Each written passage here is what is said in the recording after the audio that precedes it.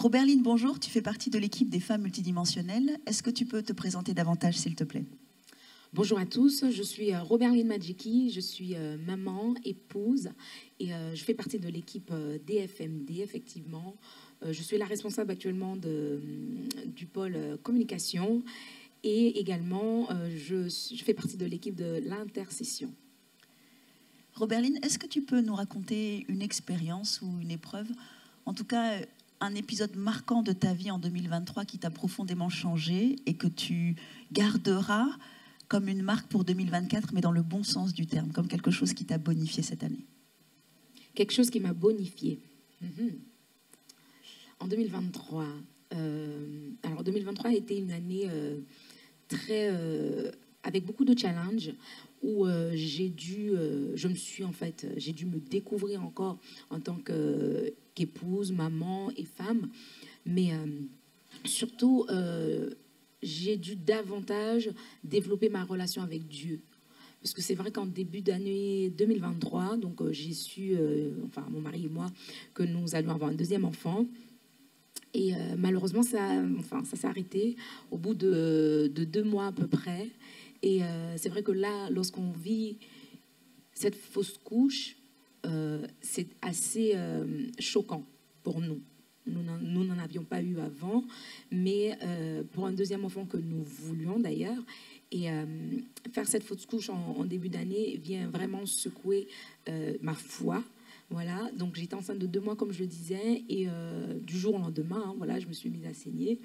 Et donc, étant très avancée dans cette grossesse-là, je vais voir mon médecin qui me demande de passer tout de suite au bloc opératoire. Il faut faire un curetage. Donc là, je vais... Et ce qu'il faut savoir, c'est que lorsque j'ai su que je faisais cette fausse couche, la veille, le jour même, le soir, puisque je l'ai su vers 15-16 heures, et à 19h30, j'avais la louange à conduire. Je vais conduire les temps de louange. Et là, j'ai pris sur moi-même quand même. Je me suis dit, le diable est un menteur. Non. Le médecin m'annonce la nouvelle. J'ai dit, ok, d'accord, c'est pas grave. J'ai quelque chose à faire là. J'étais déjà très en retard. Donc, je prends ma voiture et je pars. Et j'arrive à l'église et on me dit, oui, t'es en retard. J'ai dit, je sais que je suis en retard.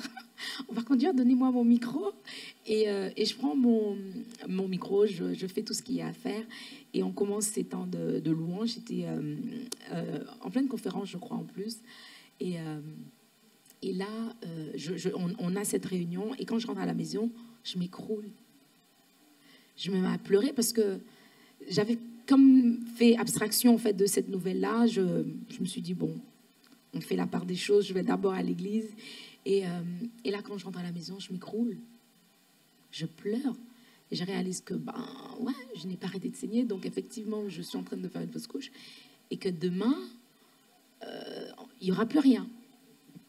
Et donc, on rentre à la maison, je pleure. Et on se met à prier pour un miracle. On se dit, Seigneur, tu peux tout. On sait, je peux arrêter de saigner du jour au lendemain. Et même si je saigne, tu peux redonner la vie. Et donc, avant de passer justement au bloc opératoire pour faire ce curetage, on va chez la gynéco. On insiste pour qu'elle me fasse une écho parce qu'on espérait vraiment que, non, un miracle s'était produit dans la nuit.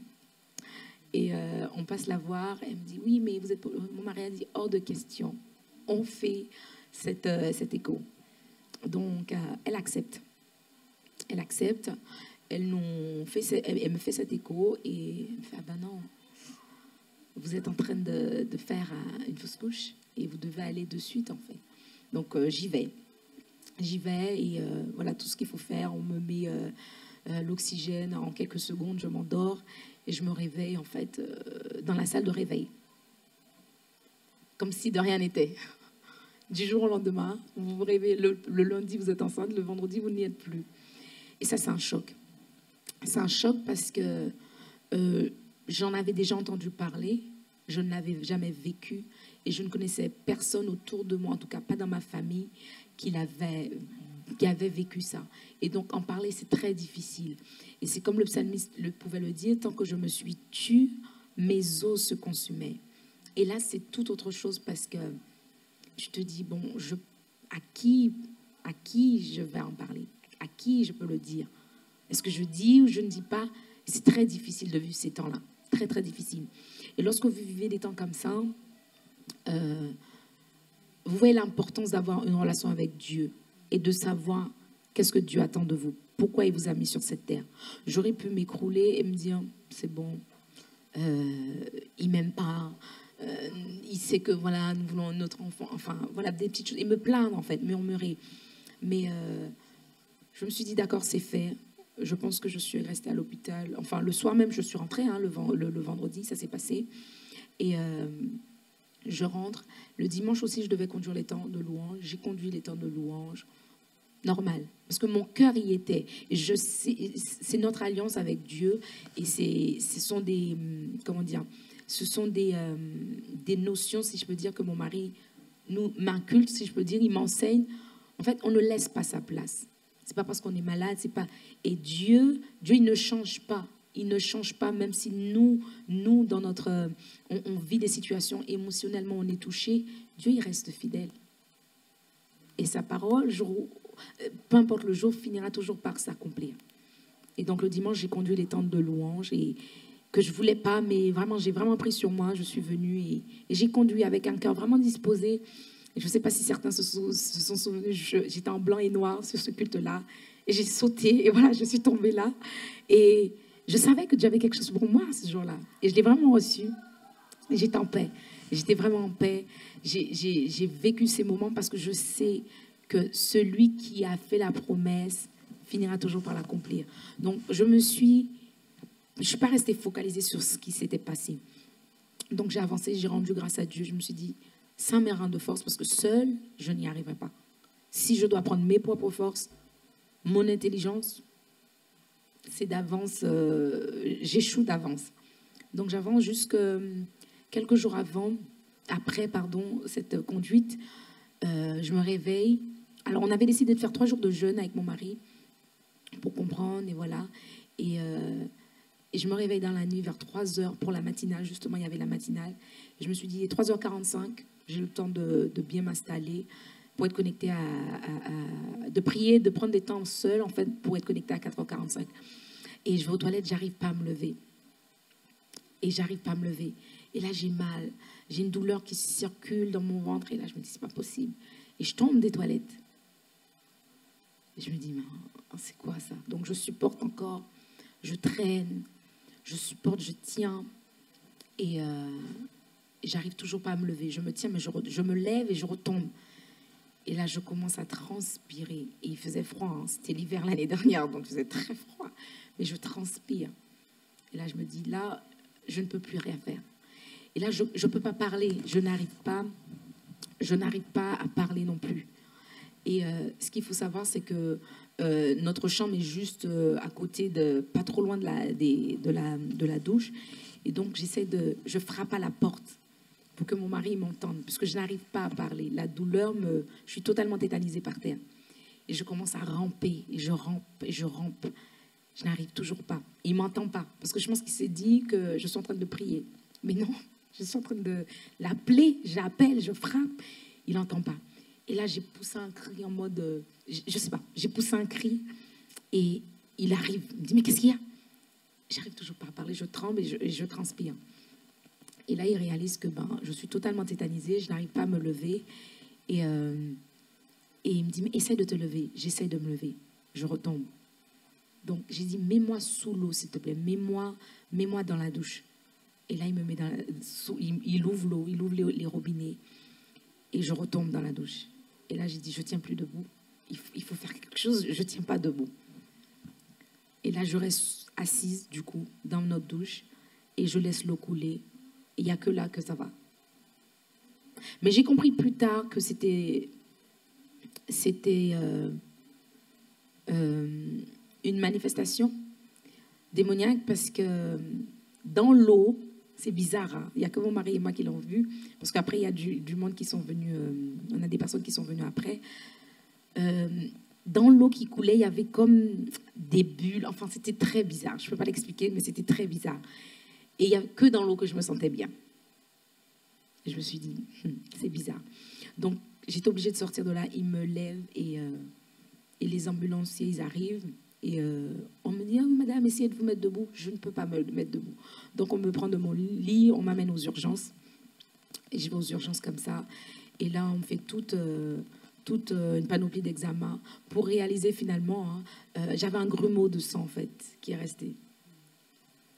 J'avais un grumeau de sang qui est resté bloqué. Et c'est ce qui causait la douleur. Donc, rebelote, je repars encore au bloc. Et là, pour en fait aspirer, ce caillot de sang. Et là, je reste 2 jours, je crois, à l'hôpital. Et là, je me dis, mais qu'est-ce qui ne va pas? Et là, je sais très bien, je pense qu'on devait être en tout cas premier d'un mois, 1er mars ou 1er avril. Et là, je me dis, c'est très, très, très, très bizarre. Mon mari continue à prier et moi aussi. Mais là, ma foi prend un coup, un sacré coup, parce que je me dis, il va avoir ma peau là à l'hôpital. C'est très compliqué. Et j'essaye d'être forte quand même, voilà. Et j'essaye d'être forte et j'envoie un message au pasteur Nina. En fait, non, elle me demande une vidéo. Je lui dis non, ça va très bien. Elle me fait non, je veux une vidéo. Je lui envoie la vidéo, elle me fait, tu es fatiguée. Je dis oui, je suis fatiguée.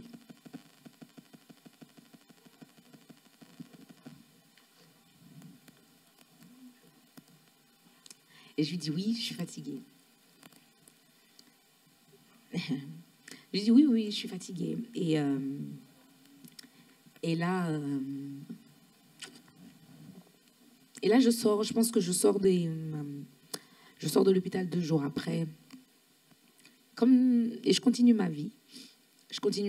Et c'est vrai que là, en début d'année, vivre ces temps-là, pardon, je pleure, mais tout va bien. Et je vis ces temps-là et notre foi prend un coup, mais lorsqu'on a une relation avec Dieu et on sait sur qui, voilà, notre alliance avec Dieu, on vit ces choses-là totalement différentes. Merci. On vit ces situations totalement différentes. C'est vrai que je ne suis plus du tout la même personne qu'en 2022. Je ne suis plus du tout la même femme en début d'année 2023. Et je rends grâce à Dieu. Je rends grâce à Dieu pour tout. Tout comme l'apôtre Paul, j'ai appris à vivre avec et sans. Et ce que nous sommes est uniquement le fruit du résultat de notre témoignage, de ce que nous avons vécu avec Dieu. Et vivre ces situations-là nous rend forts, nous permet de réaliser l'importance d'avoir une vie de prière, l'importance de connaître Dieu, pas à travers quelqu'un, mais de le connaître et d'avoir une relation. Parce que ces situations viennent vous secouer. Ces situations viennent secouer votre foi et c'est votre connaissance de la personne de qui est Dieu, également votre relation avec Dieu qui va vous permettre de tenir ferme. Merci beaucoup, Roberline. Roberline, quel est le mot que tu veux laisser aux femmes pour l'année 2024? Pour 2024, il y a ce passage qui me vient. Ce que nous sommes n'est pas encore manifesté. Donc, ce que vous vivez aujourd'hui, ce que vous avez vécu l'année dernière, ce que vous allez encore vivre en 2024, parce qu'il y en aura. Mais le but, c'est que vous soyez vainqueurs dans tout ce que vous vivez. Amen. Merci, Roberline. Merci, Loïs.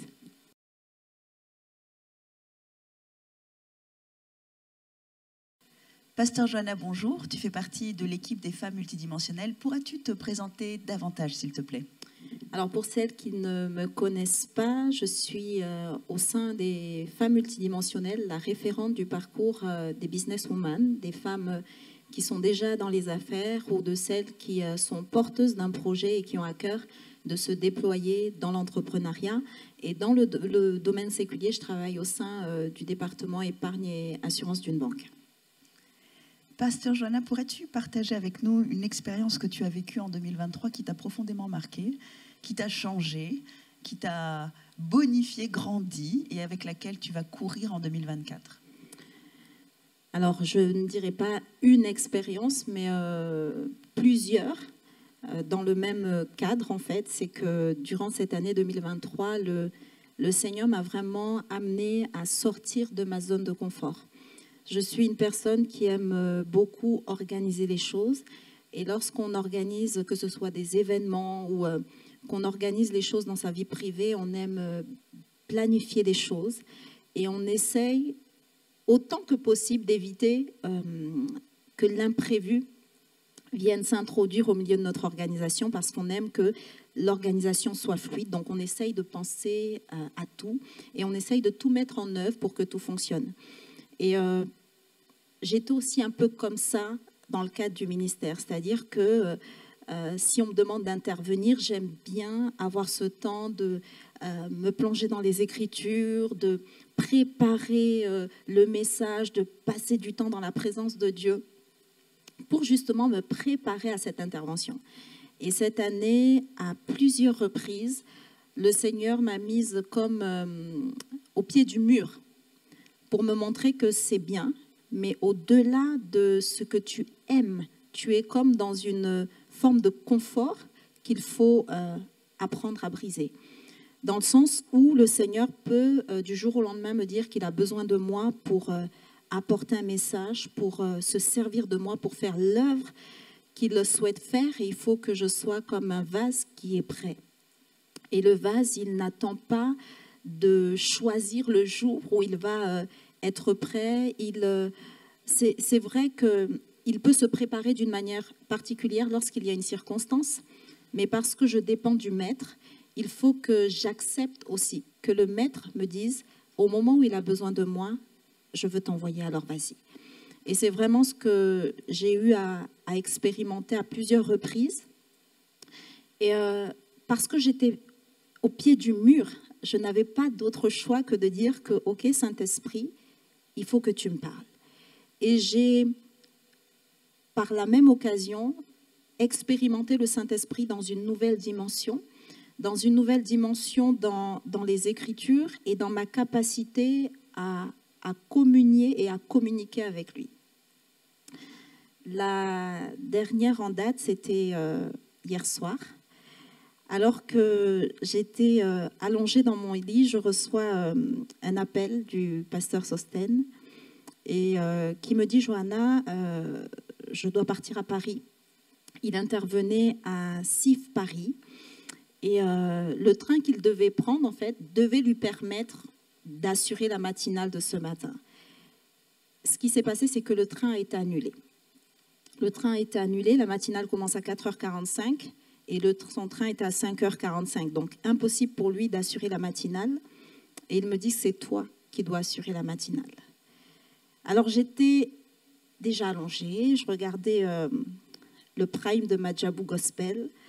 Autant vous dire que lorsqu'il me dit ça, j'étais découragée. Je me suis dit, mais pourquoi j'ai décroché cet appel? J'aurais pas dû décrocher cet appel. Il bousille mon programme. L'envie de suivre le prime est partie de manière instantanée. Qu'est-ce que je vais dire demain, Seigneur? J'étais déjà fatiguée. Et je me dis, mais Seigneur, comment je vais faire? Donc du coup, on raccroche. J'éteins le prime parce que j'avais plus le cœur à suivre le prime. Et là, je me suis souvenue d'une chose que le pasteur Nina nous avait partagée. Je crois que c'était lors des formations multidimensionnelles. Un dimanche soir, elle nous disait qu'elle avait vraiment eu une journée de championne. Je ne sais pas si c'était lors d'une formation où elle partageait ça à l'équipe. Et elle nous disait qu'elle a expérimenté le Saint-Esprit qui lui communiquait des messages avant qu'elle n'intervienne. Et parfois, alors qu'elle cherchait la pensée, elle ne la recevait pas et elle ne la recevait que quelques minutes avant de commencer à intervenir. Et je me suis dit, bon, là, je suis fatiguée. Je vais fermer les yeux, je vais mettre mon réveil à 3h et je vais me mettre là à demander au Seigneur ce qu'il veut que je partage. Et je me suis levée. Et avant même que je ne commence à prier, j'ai entendu clairement le passage qu'il fallait que j'aille méditer. Et quand je suis allée méditer le passage, alors que j'étais en train de lire simplement ce passage, le Seigneur mettait la lumière sur les aspects sur lesquels il voulait que j'intervienne, les aspects sur lesquels il voulait mettre la lumière pour encourager le peuple par rapport à la thématique dans laquelle nous sommes engagés ce matin. Donc pour moi, et je priais et disais ça à Dieu, je bénis le Seigneur pour les pères qu'il m'a donnés parce qu'en fait, ils savent peut-être, ils le font même de manière inconsciente, mais ils me poussent à sortir de ma zone de confort et à laisser le Seigneur faire au travers de moi ce qu'il veut faire librement et sans crainte en fait, sans crainte. C'est vraiment ce que j'ai expérimenté. J'ai été encouragée moi-même de manière personnelle par cette parole que j'ai d'abord reçue pour moi-même, qui m'encourageait à persévérer dans la foi, peu importe les circonstances, peu importe la durée parfois de l'épreuve, de savoir que Jésus est capable en un instant de changer le cours de l'histoire. Et que ce qui fait la différence, c'est la foi que nous avons, de venir nous tenir devant lui avec la foi qu'il est capable de faire. Et même si nous avions tenté jusqu'à présent différentes choses qui n'ont pas abouti, qui n'ont pas fonctionné, qui ne nous ont pas donné les résultats escomptés, Dieu est toujours capable d'agir. Donc quand je me présente devant lui, c'est avec la foi, cette détermination qu'aujourd'hui Dieu est capable de faire la différence. Et je suis intervenue ce matin et j'ai eu des retours de personnes qui ont été particulièrement encouragées par la matinale de ce matin. Et c'est ma plus grande récompense de savoir qu'au-delà de ce que moi j'avais prévu, mon programme qui était de passer une nuit, une soirée pépère devant mon bon prime de Madjabou, de savoir que parce que le maître avait besoin de m'utiliser et que je me suis rendue disponible, que des personnes ont été encouragées, des personnes ont été fortifiées, des personnes ont été poussées à continuer à espérer là où elles n'avaient plus d'espérance. C'est ma plus grande joie et c'est ma plus grande récompense. Merci, Pasteur Johanna. Pasteur Johanna, quel serait ton mot pour les femmes multidimensionnelles qui nous regardent pour 2024 ? Pour 2024, j'aimerais encourager toutes les femmes qui nous suivent à être des femmes d'esprit, des femmes qui marchent sous la conduite de la personne du Saint-Esprit. Le Saint-Esprit est réel. La Bible déclare qu'il nous enseignera toutes choses. Vous n'avez pas à craindre le fait de vous retrouver face à une impasse, mais sachez que le Saint-Esprit est là et qu'il faut simplement que vous veniez puiser en lui les ressources nécessaires pour affronter tous vos défis, tous vos challenges de cette année, que vous n'ayez pas à promener des regards inquiets, mais que vous puissiez faire confiance au Seigneur, faire confiance en la présence du Saint-Esprit, en sa capacité à parler. Parce que le Saint-Esprit parle et très souvent, on le limite au champ ou au domaine qui est lié au spirituel. Mais le Saint-Esprit est capable d'aider une femme à être une bonne épouse. Il est capable d'aider une femme à être une bonne mère. Il est capable d'aider une femme à se déployer dans le domaine des affaires parce qu'il va justement lui communiquer des stratégies nécessaires pour qu'elle se déploie et fasse la différence dans son couloir. Le Saint-Esprit est capable de oindre chacune, de parler à chacune pour lui donner de manière spécifique la marche à suivre pour cette année. Donc ne promenez pas des regards inquiets. Vous avez tout pleinement dans la présence du Saint-Esprit, là où vous pouvez venir puiser les ressources nécessaires, les forces nécessaires lorsque vous êtes fatigué pour faire face à tous les défis, tous les challenges et toutes les saisons de cette année 2024. Donc 2024, même pas peur. Merci beaucoup, Pasteur Johanna.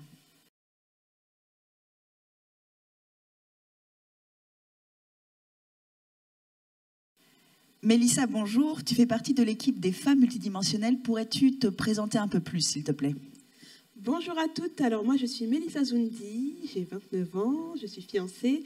Je suis la fondatrice de la marque Kai Natural et je travaille aussi en parallèle en tant que conseillère clientèle auprès d'une assurance.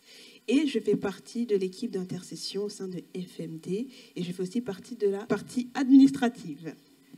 Mélissa, peux-tu nous partager une expérience que tu as vécue en 2023 qui a été très forte pour toi et qui t'a marqué, t'a changé, avec laquelle tu vas courir en 2024? Ça ne date pas de 2023, mais ça date de 2009. Alors en fait, en 2009, j'ai été victime de viol. Et c'est quelque chose qui m'a beaucoup marqué dans ma jeunesse, parce qu'après ce viol-là, en fait, j'ai vraiment fait n'importe quoi. Je donnais mon corps aux hommes, j'avais plus du tout confiance en moi. Et lorsque j'ai donné ma vie à Christ, j'ai pas réellement traité cette problématique-là. J'ai passé comme un coup de savon. Enfin, voilà, j'ai laissé ça en fait aux oubliettes et je continuais en fait ma vie avec le Seigneur. Voilà, je le servais dans sa maison, tout allait bien. Et lorsque j'ai rencontré justement mon fiancé, c'est là que tous ces mauvais souvenirs en fait ont refait surface. Et je me suis posé pas mal de questions à son égard. Je lui avais déjà raconté mon parcours, mais en fait en moi je me disais mais si ça se trouve, un jour il va me violer, ou si ça se trouve il a déjà violé quelqu'un, ou voilà, j'avais vraiment une peur en fait à ce niveau-là. Et j'en ai parlé justement au pasteur Nina lors d'un entretien, et elle m'a dit que c'était tout à fait normal que j'ai ce type de questionnement, parce que là je suis confrontée directement à la jante masculine de près. Et elle m'a donné un passage biblique avec lequel j'ai vraiment marché. C'était celui qui dit à celui qui est ferme dans ses décisions, le Seigneur assure la paix. Et effectivement, il fallait que je prenne une décision de croire que tous les hommes n'étaient pas comme ça. Et j'ai fait ce choix-là du coup. Et c'est avec cela aussi que j'ai avancé dans mon cheminement avec mon fiancé. Sauf qu'en fin 2022, j'ai appris une mauvaise nouvelle. Et en fait, donc fin 2022, lorsque j'apprends cette nouvelle-là, je me dis mais c'est pas possible en fait. Donc tous les hommes sont comme ça. Et là, ça a encore réveillé des mauvais souvenirs. J'en ai pleuré. Je me suis dit, mais Seigneur, c'est pas possible. Donc là, je suis vraiment tombée des nues. Je suis tombée des nues, sachant qu'en plus, en fin d'année 2022, c'est comme si tout s'était accumulé. En plus de ça aussi, avec mon fiancé, on traversait des difficultés. Au niveau de mon entreprise, Kail aussi, c'était très compliqué parce que je devais au final donc faire le site internet, les dernières modifications du site internet seule. Donc j'ai eu une très très grosse pression en fait en fin d'année 2022. 2023 a été pour moi une année vraiment de restauration, même au niveau de mon fiancé, au niveau de la jante masculine, où je me suis dit mais Mélissa, en fait il faut vraiment que tu arrêtes de penser que tous les hommes en fait sont des violeurs. C'est vrai qu'en plus, on était dans une période où en France, on entendait beaucoup parler d'inceste, on entendait beaucoup parler aussi de femmes qui étaient victimes de viols. Et je m'étais dit, mais il faut vraiment qu'en fait j'arrête de penser à ça, parce que ça risque aussi d'être un blocage pour moi, même lorsque je vais être mariée, même pour me donner en fait à mon futur mari, ça risquait aussi d'être un réel problème. Et donc j'ai pris vraiment un temps avec le Seigneur où là, je lui ai dit, Seigneur, j'ai du mal en fait à passer outre. Parce que vous savez, quand on est chrétien, on ne se confronte pas réellement au problème. On dit, ah mais Dieu va faire, ah je suis guérie, ah tout va bien. Mais non, en fait, il faut savoir prendre le temps de se poser et dire et être sincère avec le Seigneur, car lui-même connaît nos cœurs. Et lui dire, là, Seigneur, j'ai du mal. J'ai du mal, en fait, à passer outre ce viol. J'ai du mal vraiment à faire confiance aux hommes. Et j'ai du mal aussi à faire confiance à mon futur mari. J'ai du mal parce que j'ai ces questions-là qui remontent. Sachant qu'en plus, avec lui aussi, on avait traversé des difficultés. Car lorsqu'on s'est donc rencontrés, il était un peu dans le monde, ce qui fait que qui dit être dans le monde, il sortait énormément, donc il côtoyait aussi beaucoup de femmes. Donc on a traversé vraiment des difficultés à ce niveau-là. Et donc je m'étais dit, les hommes, je recommençais en fait à avoir ce système de pensée que j'avais avant. C'est-à-dire qu'à partir de 2009, quand je me suis faite violer, pour moi, tous les hommes, excusez-moi du terme, mais c'était des chiens. Vraiment, c'est ce que je me disais. Et là, je recommençais en fait à avoir cette même pensée-là. Et ça m'a beaucoup, beaucoup, beaucoup rongée. Je me suis même beaucoup renfermée aussi sur moi-même. J'ai pris vraiment un temps où, même pour aller servir à l'église, j'y allais parce qu'il fallait servir, mais mon cœur était vraiment troublé en fait. J'avais vraiment un cœur troublé. Et c'est là où justement, j'ai pris un temps où j'ai dit au Seigneur, vraiment, j'ai du mal en fait. Je me rends compte que je ne suis pas guérie de ce viol. Ça ne va pas du tout. Et c'est vraiment avec le temps, parce que ça, il faut savoir que le temps est un élément très, très, très important pour guérir. Le temps, le fait aussi d'être sincère avec le Seigneur, de lui exposer justement nos douleurs, nos peurs, nos craintes, ce qui ne va pas, là où aussi on a du mal. C'est vrai que devant les hommes, on peut se montrer fort, on peut se montrer souriant, comme quoi tout va bien, mais c'est vraiment dans la présence du Seigneur où aussi il faut savoir être à nu. Et il ne faut surtout pas aussi hésiter à en parler autour de soi. Moi, j'avais souvent tendance en fait à tout garder pour moi. C'est-à-dire qu'il m'arrive quelque chose, je garde tout pour moi et voilà. Et puis j'avance sans réellement traiter justement la problématique à la racine. Et durant la période 2023, c'est là où vraiment je me suis retrouvée à nu. Mais j'ai passé des temps à pleurer. Et ça m'a fait... Parce qu'effectivement, comme je vous disais, j'ai subi un viol en 2009. Mais avant ça, j'ai eu aussi des attouchements sexuels. Donc en fait, tout ça remontait à la surface. Et là, vraiment, j'ai craqué, quoi. Je disais au Seigneur, vraiment, Seigneur, aide-moi à pardonner. Aide-moi aussi à passer au-dessus de tout ça. Mais aide-moi avant tout à pouvoir vraiment consumer vraiment tout ce qui ne va pas à ce niveau-là, à la racine, pas à la surface. Je n'ai plus envie de faire du semblant. J'ai envie réellement d'être débarrassée, en fait, de ce fardeau. Et donc, comme je vous disais, c'était avec le temps et aussi en méditant la parole de Dieu et en parlant aussi beaucoup avec le Saint-Esprit. Il faut parler avec le Saint-Esprit, vraiment, c'est notre meilleur conseiller. C'est notre meilleur conseiller. Il faut parler avec le Saint-Esprit. Il faut méditer la parole de Dieu parce que c'est la parole de Dieu aussi qui nous garde. Et il faut aussi oser en parler à certaines personnes parce que Dieu va utiliser justement ces personnes-là pour nous apporter des paroles qui vont nous permettre justement de pouvoir passer à un autre niveau. Moi, comme je le disais, j'ai parlé avec le pasteur Nina, elle m'a juste donné une parole de la Bible. C'est ce à quoi j'ai marché. Et même lorsque, justement, en début 2023, quand je n'allais pas bien, cette parole-là faisait que de retentir. Il faut que je sois... À celui qui est ferme dans ses décisions, le Seigneur assure la paix. Et c'est là que je me suis dit, non, tous les hommes ne sont pas comme ça. Et l'homme que je vais épouser ne sera pas comme ça non plus. Je ne vais pas entendre, ah oui, voilà, il a violé une fille ou autre. Toutes ces questions-là que je me posais, je me suis dit, non, il ne sera pas comme ça. Et ça a pris du temps. Sincèrement, ça a pris du temps. Pour vous dire, hein, là, on est au mois de décembre. C'est à partir de septembre, septembre 2023, que là, vraiment, j'ai pris cette décision. J'ai pris conscience et j'ai vraiment laissé... J'ai même pas laissé ça. Ça a été consumé. Et c'est vraiment là où je me suis dit, non, je suis une nouvelle femme. Ce qui m'est arrivé, c'est pour aussi que je puisse apporter ce témoignage-là à d'autres femmes. Parce qu'on est plein à avoir subi des viols. On connaît forcément une personne qui a été victime de viol, victime d'attouchement sexuel, victime d'inceste. Je sais ce que c'est. Je sais comment ça peut détruire. Je sais comment ça peut même changer notre perception de la jante masculine, même changer notre perception à nous-mêmes. Parce que comme je le disais, moi, j'avais énormément perdu confiance en moi. Je donnais mon corps de gauche à droite avant que je rencontre le Seigneur. Et ça m'a permis aussi de pouvoir conseiller et de dire en fait qu'il faut accepter cette situation. Ça ne sert à rien de dire « Ah oui, Dieu va faire, oh non, ça va aller ». Non, il faut accepter qu'on ait vécu ça. Il faut l'accepter. Et ça, c'est le plus dur. C'est le plus dur de l'accepter.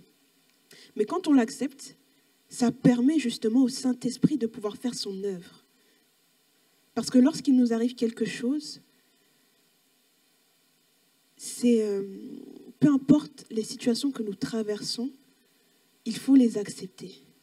Et c'est là que le Seigneur commence à agir, réellement en profondeur. Et ça n'est plus à la surface.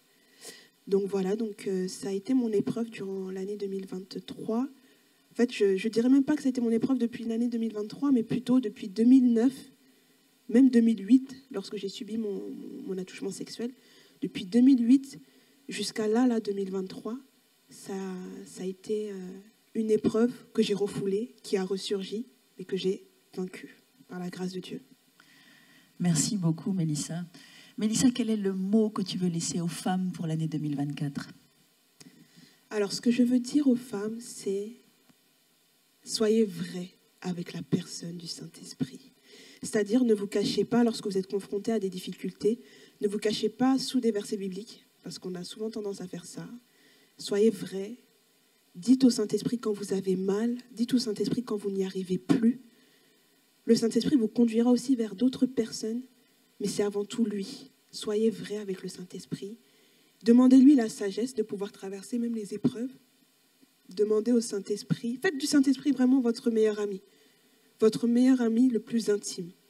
Dites-lui tout, vos peurs, vos craintes, vos faiblesses, là où vous avez besoin justement qu'il manifeste sa main, même dans les moindres détails, hein. Même j'ai du mal, par exemple, à, je ne sais pas, à parler en public. Confiez ça au Saint-Esprit, confiez toute votre vie au Saint-Esprit.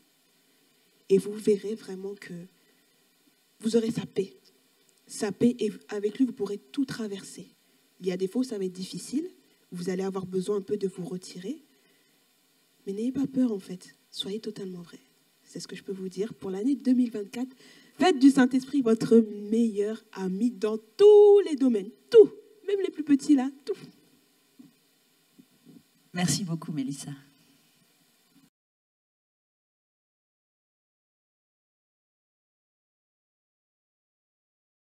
Betty, bonjour. Tu fais partie de l'équipe des femmes multidimensionnelles. Peux-tu te présenter un peu plus, s'il te plaît?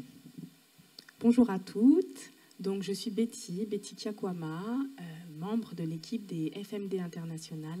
Je suis maman de 3 enfants et infirmière de profession. Betty, quelle expérience as-tu vécue en 2023 qui t'a profondément marqué, qui t'a changé, qui t'a grandi et avec laquelle tu vas courir en 2024?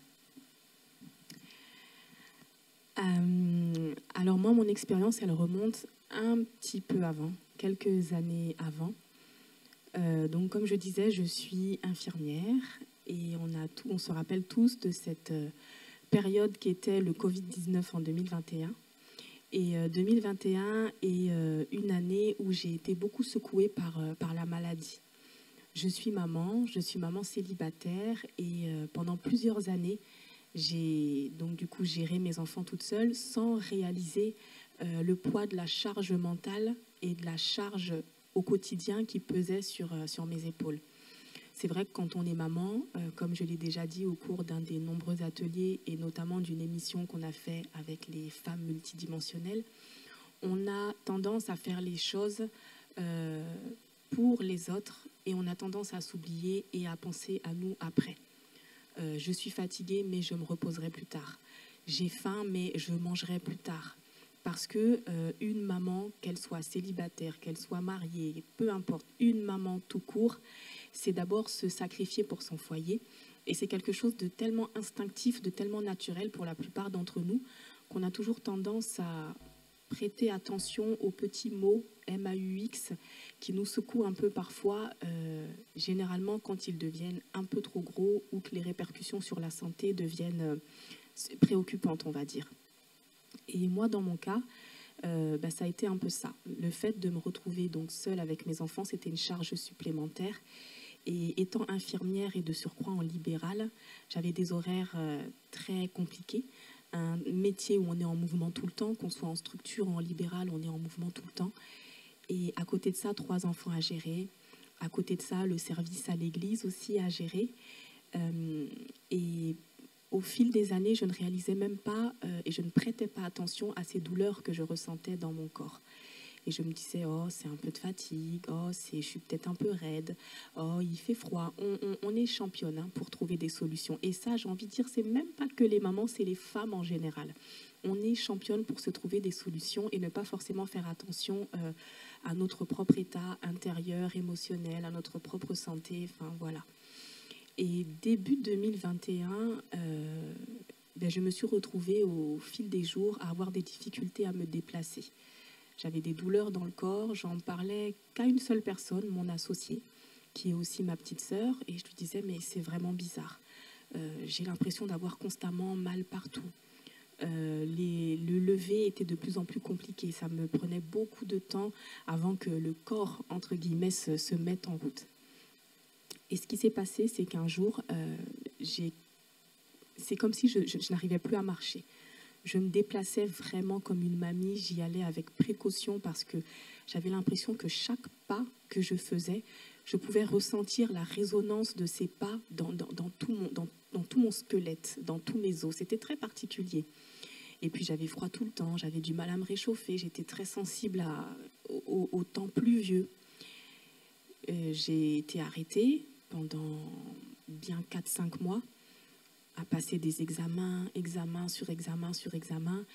Et puis au final, on a enfin poser un diagnostic sur ce que je ressentais depuis des années. Parce qu'en fait, ce sont des douleurs que j'avais commencé. Là, je vous parle vraiment de 2021 parce que c'est la période où j'ai été diagnostiquée. Mais c'était des douleurs qui avaient démarré déjà, on va dire, 1 an et demi, 2 ans avant. Et je suis quelqu'un qui est relativement costaud à la douleur. Je ne dirais pas que je suis formatée comme ça. Mais malheureusement, depuis très jeune, je me suis habituée à avoir mal quelque part.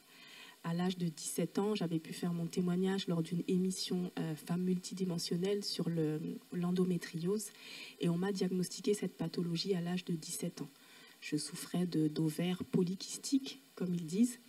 Et donc, sur mes 2 ovaires, il y en a un qui... Voilà, j'ai fait un kyste rompu et donc j'ai un ovaire qui ne fonctionne plus. Donc, j'ai grandi comme ça, j'ai évolué avec l'habitude d'avoir tout le temps un peu mal quelque part, être un peu dérangé. Et puis, ben, c'est tout, on avance, on fait avec. Et puis, voilà. Donc, ça a aussi contribué aussi au fait que je ne m'écoute pas. Et pour en revenir à cette période, donc début 2021, j'ai été arrêtée. J'ai rencontré des spécialistes, j'ai fait des bilans sanguins, etc. Et je me souviens qu'au début, on a la grâce d'avoir un médecin dans l'Assemblée CIV, dont je suis membre. Et je lui avais parlé de mes résultats, j'en avais parlé au pasteur Nina. J'étais déjà effondrée parce qu'il y a des marqueurs particuliers au niveau sanguin. Et ces marqueurs venaient signer une sclérose en plaques. Donc je me disais, mince, je disais, Seigneur, c'est pas possible, mes enfants sont petits, je peux pas avoir une sclérose en plaques. En tant qu'infirmière, on sait tous comment ils terminent. Je me disais, non, Seigneur, je peux pas, je refuse. À la fois, je refusais, mais à la fois, j'étais dévastée à l'idée de me dire que c'était potentiellement ce que j'avais. Et il s'est avéré au final que ce n'était pas ça, donc je raccourcis un peu. Et le diagnostic qui m'a été posé, ça a été le diagnostic de fibromyalgie. Donc ça, c'était 2021. Donc on me diagnostiquait enfin la raison de toutes ces douleurs diffuses et permanentes et en fonction des périodes plus ou moins fortes. Mais la chose qui m'a un peu anéantie, c'est que je me suis dit, bah, maintenant qu'on sait ce que j'ai, on a posé un diagnostic. Donc la logique, pour moi, qui dit diagnostic, derrière, dit traitement. Et puis ça va aller mieux, etc. Et là, les médecins m'annoncent que c'est une pathologie qu'on diagnostique de plus en plus, mais pour laquelle on n'a pas de traitement particulier. Parce que la particularité de cette pathologie, c'est que les douleurs ne répondent à aucun antalgique. Et effectivement, j'avais essayé certains antalgiques. Il y a 3 paliers en termes d'antalgie. Et moi, j'avais, palier 1, le paracétamol que tout le monde connaît. J'avais essayé de prendre des antalgiques de palier 2. Mais le palier 3, je ne voulais pas spécialement parce qu'après, on arrive dans ce qu'on appelle les toxiques, les drogues, les morphiniques, etc., qui, la plupart du temps, génèrent une accoutumance, voire une dépendance quasiment pour certaines molécules. Et puis, je me disais, non, Seigneur, je ne veux pas en arriver là. Je crois que tu es celui qui peut guérir. Et donc, j'ai laissé comme ça. Je n'ai pas voulu prendre de traitement. Et puis, l'année s'est passée comme ça, où j'évolue et je fais ma vie... tant bien que mal, on va dire. Il y a des jours avec et des jours sans. Mais voilà, je m'accroche à la parole. Seigneur, je puis tout par toi qui me fortifie. C'est lorsque je suis faible que par ta grâce et par toi, Seigneur, je suis forte. Donc, j'avance avec la parole. Et est arrivée cette période Covid, là où il y a eu les confinements, il y a eu les reprises de travail pour tout le monde, et puis il y a eu ces fameuses obligations vaccinales. Et les soignants faisaient partie des professions pour lesquelles il y avait obligation à se faire vacciner. Et moi, je ne voulais absolument pas. Je ne voulais pas me voir injecter quelque chose que je ne connaissais pas, que les médecins eux-mêmes ne connaissaient pas. Tout le monde était un peu perplexe par rapport à cette histoire. Mais je n'ai pas eu le choix. Parce que sinon, je n'avais plus de revenus, je ne pouvais pas nourrir mes enfants, assurer mes factures, etc. Et je me suis dit, la pension alimentaire ne suffira pas à couvrir les charges du quotidien. Donc, ma sœur est allée se faire vacciner. Et puis moi, j'ai laissé passer. J'ai attendu 1 mois. Ça a été un peu le cobaye pour moi. Et 1 mois après, voyant qu'elle allait bien, etc., à contre-cœur, en râlant, j'y suis allée. Il y avait un délai, en fait, et moi, je me suis faite vacciner, je crois que c'était une dizaine de jours avant la deadline pour les soignants. Et je me suis fait vacciner, sauf que pour moi, ça ne s'est pas passé comme pour ma sœur, puisque 10 jours après avoir reçu le vaccin, ben, je me suis retrouvée aux urgences, sachant que 3-4 jours après, je commençais à sentir une fatigue qui n'était pas normale. J'étais essoufflée. Le simple fait de monter l'escalier à la maison, j'étais essoufflée. Quand j'allais travailler, j'avais beaucoup plus de peine à me rendre d'un patient à l'autre. Je m'arrêtais dans la voiture, je faisais des pauses et je ne comprenais pas. Et au bout de 5-6 jours, je commençais à sentir des palpitations. Je me disais, ah, c'est bizarre, j'ai le cœur qui s'emballe. J'appelle ma sœur et je lui dis, mais est-ce que toi, tu as ressenti ces effets-là? Elle me dit non. Après, elle me dit, bon, ben écoute, appelle quand même un cardiologue, vois si tu peux pas faire un bilan complet, on ne sait jamais. Tu as vécu tellement de choses compliquées que, voilà, la fibromyalgie, ça a déjà été, entre guillemets, c'est à l'origine. Enfin, tout ce que tu as vécu est un peu à l'origine de cette pathologie, car il y a un versant très psychosomatique de ce que disent les médecins. C'est en tout cas une particularité qui a été observée chez toutes les personnes qui souffrent de cette pathologie-là.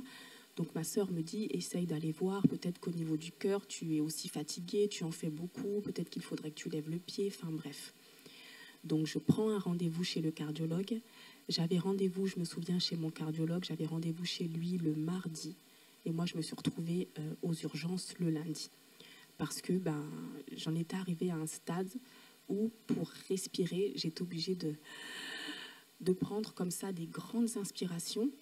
Mais j'avais un tout petit filet d'air qui venait. Et là, je me suis dit, c'est bizarre.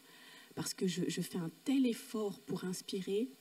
Et cette petite quantité d'air, c'est pas normal. J'avais mal à la poitrine, j'avais comme un point dans le dos entre les omoplates. J'avais l'impression qu'on m'avait planté une lame entre les omoplates et c'était très compliqué.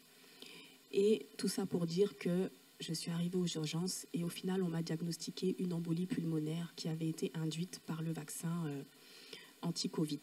La première dose Voilà, donc j'avais fait une thrombose comme beaucoup de personnes, mais la main du Seigneur était sur moi parce qu'on a entendu énormément de décès. Nous, dans le secteur infirmiers libéraux, dans le secteur où je travaille au niveau de Bordeaux, parce qu'on est sectorisé, on a entendu aussi des décès de collègues. Je connaissais d'autres infirmiers libéraux au niveau des communes autour de celles où je vis, là où on a entendu aussi des décès. Et vraiment, le Seigneur est bon. Le Seigneur m'a fait grâce. Et du coup, je suis là devant vous aujourd'hui et je bénis le Seigneur pour ça. Donc moi, ça a vraiment été ces épreuves-là pour moi qui ont été compliquées parce que derrière l'embolie pulmonaire, c'est pareil. Ça a été encore 6 mois d'arrêt, 6 mois de traitement anticoagulant, 6 mois de surveillance, aller passer des angioscanners pour regarder l'état un petit peu circulatoire, voir s'il n'y avait pas des caillots qui se formaient ailleurs. Beaucoup de fatigue aussi parce que c'est très fatigant, c'est très anxiogène parce que vous avez l'impression qu'à tout moment vous allez partir. Et c'est quand même une pathologie, quand on est dans le milieu médical, on sait que très souvent on peut considérer cette pathologie là où le pronostic vital est engagé. On demande vraiment aux gens de rester au repos pour éviter que le caillot ne migre ailleurs. Et avec 3 enfants, autant vous dire que c'était pas simple, mais le Seigneur a fait grâce. Betty, est-ce que tu peux nous dire concrètement comment le Seigneur t'a soutenu dans ces épreuves? Alors, quand j'étais aux urgences, je me souviens que à un moment donné, j'ai comme perdu connaissance. Et durant cette période, on va dire, de perte de connaissance, je me suis retrouvée comme dans une pièce, on va dire, et nous n'étions que 2 personnes dans cette pièce. Donc il y avait moi et la deuxième personne, c'était le prophète Sostène, le mari du pasteur Nina. Et ce jour-là, le Seigneur m'a parlé. Le Seigneur m'a donné des paroles. Moi, je veux vraiment croire que c'est le Seigneur. Et je crois que c'est le Seigneur qui m'a parlé, même si c'était son serviteur que je voyais. Parce que ces paroles que j'ai reçues ce jour-là étaient des paroles que moi-même j'avais déjà reçues par le passé. Et le Seigneur venait me rassurer en me disant qu'il était avec moi, en me disant que cette situation n'était pas pour ma mort, mais qu'elle était pour sa gloire. Qu'il se glorifierait, qu'il me glorifierait et que je le servirais. Et ensuite, je suis revenue à moi et j'ai avancé avec ça vraiment. Et j'avais fait cette prière quand je suis rentrée chez moi. J'avais demandé au Seigneur, j'ai dit, Seigneur, si tu me gardes et si tu me sors de là, c'est exactement les termes que j'avais utilisés. J'avais dit, Seigneur, si tu me sors de là, si tu me donnes de rester en vie, je finis la peur en fait. Je te servirai. Mais j'avais dit surtout, Seigneur, ne permets pas que je m'en aille à cause des enfants que tu m'as confiés. Ne me rappelle pas maintenant, c'est pas le temps. C'est pas le temps, Seigneur. Je ne peux pas croire que ce soit le temps. Ils sont trop petits. Comment ils vont faire? Seigneur, souviens-toi d'eux. Ils ont besoin de moi et tu le sais. Et étant donné que leur papa n'est pas chrétien, j'ai fait ce deal avec le Seigneur. Je disais, mais Seigneur, qui va les faire grandir dans tes voies si tu m'enlèves maintenant? Et c'était vraiment une prière, là, je vous le dis en souriant, mais ce jour-là, je ne souriais pas. J'avais le visage inondé de larmes. Je suffoquais presque parce que je vous rappelle que je faisais une embolie. Donc du coup, je cherchais déjà mon souffle en temps normal en étant très calme. Donc imaginez quand vous êtes un peu remué parce que vous êtes en train de pleurer. On sait tous, hein, quand on pleure, on a tendance à s'emballer un peu sans le vouloir. Et là, j'étais dans un état.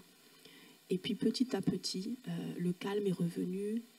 Une sorte de paix m'a envahi. Et au fil des mois, ça a été mieux. Le Seigneur a permis que je reprenne le travail. Et effectivement, j'avais dit, Seigneur, si tu me sors de là, finis la peur et je te servirai. Et c'est ce que j'ai fait. J'ai pris des risques.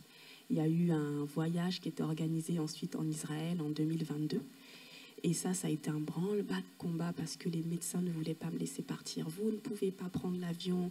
Vous êtes à moins d'une année après l'embolie pulmonaire. C'est risqué. On ne l'autorise jamais, etc.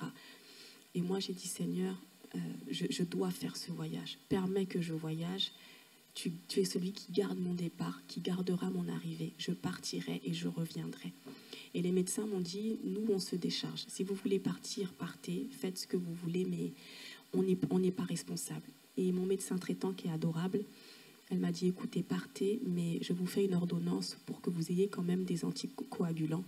Et 2 jours avant de partir, vous vous ferez les injections. Le jour du voyage aussi, et pareil pour le retour. 2 jours avant le départ et le jour du vol.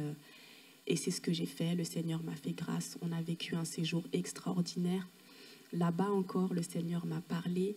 J'ai renouvelé mon alliance avec lui en passant à nouveau par les eaux du baptême dans le Jourdain.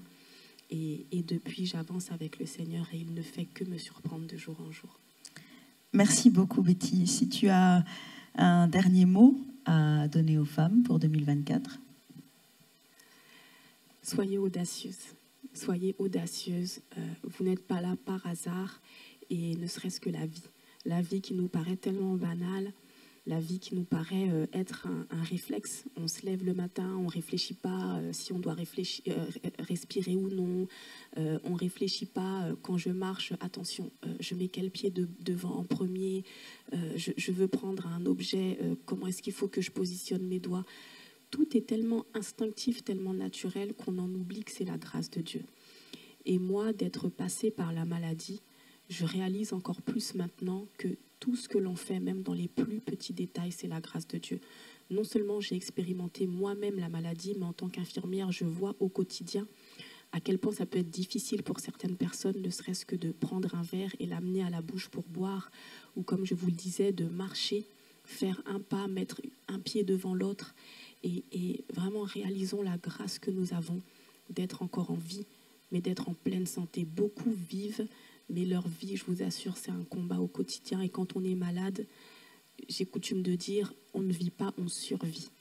Et nous rendons grâce au Seigneur parce que nous vivons, nous avons la santé. Et même dans la maladie, le Seigneur est notre soutien. Le Seigneur est celui qui nous favorise, le Seigneur est celui qui nous fortifie. Et pour 2024, j'ai vraiment envie d'encourager les femmes à être audacieuses.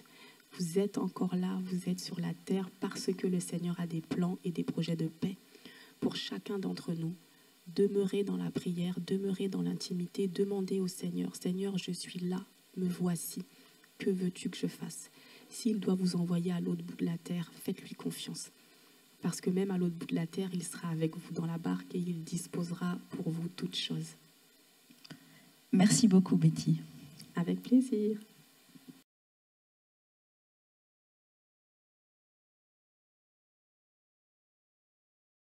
Bonjour Loïs, tu es membre de l'équipe des FMD International. Est-ce que tu pourrais te présenter en quelques mots? Bonjour à vous, bonjour chères femmes. Je suis membre de l'équipe des FMD en tant que référente des femmes de loi. Je suis également étudiante pasteur au sein de l'église Cive Bordeaux. Est-ce que tu pourrais nous relater une expérience, un événement, une situation que tu aurais vécue en 2023 sur la base de laquelle une femme peut s'appuyer pour courir avec en 2024? L'expérience que je vais vous partager aujourd'hui concerne les finances. Alors c'est assez marrant parce que vous nous suivez au fur et à mesure des émissions, il y a des choses qu'on raconte et puis là vous avez le développement un petit peu plus loin. Je suis absolument convaincue que je suis appelée à posséder des richesses comme beaucoup de personnes chrétiennes dans cette époque. Je crois vraiment que c'est une époque au cours de laquelle Dieu veut ramener les richesses des injustes vers les justes. Et j'avais déjà parlé du fait de changer de mentalité pour pouvoir conquérir les richesses. Et c'est vraiment quelque chose que j'ai expérimenté en 2023. J'ai été émerveillée par la façon dont Dieu peut ouvrir le ciel et la façon dont le miraculeux peut fonctionner. Et j'aimerais donc vous partager une expérience. En début d'année 2023, j'étais donc focalisée sur le fait de pouvoir faire mon premier million cette année. J'avais déjà décidé de venir témoigner à l'église. Je m'imaginais déjà à la fin de l'année venir sur l'estrade et dire « Mesdames, chers frères et sœurs, ça y est, Dieu nous a bénis, j'ai gagné mon premier million ». Et donc je m'étais super bien organisée. J'avais déjà ciblé un commerce, donc je suis avec une associée. Et on avait déjà ciblé notre commerce, on savait comment on voulait faire les choses. J'avais découpé l'année en trimestres, chaque trimestre par mois, avec les tâches exactes qu'il fallait faire sur chaque mois, sur toute l'année. Donc je partais vraiment bien parée. On avait acheté des formations pour pouvoir se former davantage sur le sujet et on était sûr de réussir. Et puis l'année a commencé à se dérouler et on s'est rendu compte que si on voulait faire le million d'ici la fin de l'année, on n'était pas très bien parti en termes de chiffres. Et on s'est retrouvé au mois d'août avec un projet qu'on voulait finaliser pour le mois de septembre et on n'avait pas les fonds alloués à ce projet. Et on s'est dit, mince, comment on fait? Parce que le projet nous demandait une somme d'environ 5 000 euros. Et on s'est dit, mince, là, on n'a pas les 5 000 euros à décaisser pour ce projet. Or, on veut vraiment pouvoir accomplir ce projet. Et on s'est dit, non, il faut absolument qu'on cherche comment est-ce qu'on va faire entrer de l'argent. Donc, on a commencé à chercher une solution pour se dire, là, ces 5 000 euros, là, on en a besoin là. Donc, creusons-nous la tête, voyons qu'est-ce qu'on fait, quelles sont les écluses qu'on peut ouvrir. Donc, moi, je vais faire ça, j'ai telle capacité, donc je vais accélérer là-dessus. Alors, je peins. Vous pourrez acheter des toiles si vous voulez sur la fin de l'année. Donc, je peins et on s'est dit, bon, ok, au niveau de la vente des tableaux, on peut activer tel canot, on peut faire ça, toi, de ton côté, tu peux faire ça, etc. Et vraiment, on était en recherche active. Et du jour au lendemain, je vous assure, du jour au lendemain, elle m'appelle, donc mon associé m'appelle, et elle me dit, écoute, je travaille avec une entreprise et ils cherchent quelqu'un dans le domaine du graphisme et j'ai proposé ton nom. Et c'était assez incroyable parce qu'elle ne m'aurait jamais proposé si on n'avait pas eu ce projet précis qu'on voulait accomplir et si on n'avait pas eu ce besoin précis de 5 000 euros. Et elle me dit, j'ai proposé ton nom et du coup, ils veulent te rencontrer, il faut que tu viennes et tout. Et elle a poussé parce qu'elle savait qu'on avait un besoin. C'est-à-dire qu'elle m'a proposé parce qu'elle savait qu'on avait un besoin. Elle m'a poussé parce qu'elle savait qu'on avait un besoin. Et donc, je me présente à l'entreprise. Et quand je me présente, j'arrive avec un projet qui était léché, mais un truc de ouf. J'avais bossé, mais le truc était magnifique. Moi-même, j'étais surprise de la qualité du truc. Vraiment, c'était magnifique. Et donc, ce qu'ils voulaient, c'était faire un stand d'exposition, un stand de foire, parce que ce qu'ils avaient ne leur convenait plus et ils n'avaient même pas vraiment décidé de le changer. Mais comme elle savait qu'on avait ce besoin, elle a poussé le besoin, elle m'a introduite, je suis arrivée, j'ai fait ma présentation. Et à la fin de la présentation, en fait, ils étaient vraiment bluffés par le travail. Et moi, je savais de combien j'avais besoin. Et en temps normal, je n'aurais pas osé facturer pour ce que j'ai fait 5 000 euros. Mais là, sachant que j'avais un besoin de 5 000 euros, j'ai dit ça va passer. Je mets que pour le travail que je vais accomplir, je facture 5 000 euros. Et connaissant l'entreprise avec laquelle j'allais travailler, on savait que c'était des négociateurs, etc. Mais en fait, à la fin de l'entretien, Ils ont regardé mon travail et j'avais donc facturé 5 jours de travail à 5 000 €. Et quand ils ont vu le travail que j'avais fait, ils m'ont dit « Mais comment on va faire si vous dépassez les 5 jours de travail? Ça veut dire que vous allez facturer indéfiniment ce qu'il vous faut pour travailler. Et nous, on va être perdants. » Et je leur dis « Non, en fait, je vous facture 5 jours de travail parce que je sais qu'en 5 jours, je peux faire ce qui m'est demandé. Et de toute façon, si je dépasse 5 jours de travail, ce sera sur mon compte. Je ne vous facturerai que ces 5 jours de travail. » Et ils me disent « Ok. » Et puis ils me disent, mais en fait, vu tout le travail que vous avez déjà fait, en réalité, on pense que vous avez déjà largement dépassé les 5 jours. Donc ce qu'on va faire, c'est qu'on va vous ajouter un 6e jour de travail. Et moi, j'étais émerveillée parce que premièrement, je n'avais pas passé 5 jours de travail. Et je me suis dit, waouh, ils n'ont pas négocié sur le tarif, ils ont accepté le devis, mais en plus, et ça c'est vraiment la grâce de Dieu, ils ont rajouté un jour supplémentaire. Et là, j'étais juste émerveillée. Et ça a été validé du jour au lendemain. C'est-à-dire qu'on avait ce besoin. Elle m'a introduit dans l'entreprise. 1 semaine après, le tout avait été validé, signé et payé. Ils n'ont même pas retardé, en fait, avec un délai de paiement. C'est-à-dire que fin août, c'était validé, signé, payé. Et on a pu investir dans le projet auquel on voulait participer. Et ça a été vraiment un tournant cette année dans la façon de se positionner par rapport aux finances. Je me suis vraiment rendu compte, et elle aussi, on s'est vraiment rendu compte que quand il y a un besoin, quand il y a un projet, en réalité, Dieu amène les finances vers nous à partir du moment où nous, on est volontaire et où nous, on peut travailler. Dieu ouvre les portes quand c'est de lui. Il amène les entreprises à signer, à investir, à nous suivre et même au-delà de ce qu'on pense. Et ça a été vraiment révolutionnaire pour moi. Je vous assure, ça a été révolutionnaire. Et du coup, en fait, tout a changé à partir de ce moment-là. Ça veut dire que la prise de conscience, au-delà des mots où on se dit que oui, Dieu pourvoit, que la provision suit la vision, au-delà de ces simples mots, c'est devenu une réalité. C'est quelque chose que j'ai expérimenté, que j'ai vécu et qui m'a donné une audace et une assurance que je n'avais pas avant dans la façon de facturer, dans la façon de se positionner sur un projet, même dans le fait de croire que tout ce que je peux commencer va réussir. C'est vraiment une chose de le savoir dans sa pensée, c'est autre chose de voir la manifestation et la révélation concrète et physique de la capacité de Dieu en action dans notre quotidien. Et là, donc, on est en fin d'année. Donc, le million est déjà là au ciel. Hein, il est empaqueté, il est tout prêt, il va sortir. Mais je pense que je viendrai témoigner à la fin de l'année prochaine et pas à la fin de cette année. Mais en tout cas, ça a été une porte qui s'est ouverte en août. Et depuis le mois d'août, j'ai vu des projets que je portais qui n'avaient pas encore abouti se réaliser au fur et à mesure. J'ai vu des entreprises qui étaient là et qui sommeillaient en moi, qui sont sorties depuis le mois d'août. Et ça, ceci avec une grâce de Dieu étonnante. Donc c'est pour cette raison que je vous dis que l'année prochaine, je viendrai témoigner comme quoi le million est arrivé. Voilà, merci beaucoup. C'était vraiment excellent de pouvoir partager ça et de partager la joie de voir Dieu en action dans nos vies. Un mot pour une femme avec lequel elle pourrait courir, un encouragement avec lequel elle pourrait courir en 2024, pour cette année 2024. C'est pas une chose facile. Forcément, ça va se rapporter au témoignage que je viens de partager. Ce que je vais dire, c'est de continuer à vous dédier à Dieu et de continuer sans arrêt à rappeler à Dieu ce qu'il a dit et ce qu'il a promis de faire de vous. Quand Dieu vous fait des promesses, il faut que vous puissiez vous développer pour entrer dans ces promesses. Il faut que vous puissiez avoir la carrure de porter la promesse qui a été faite.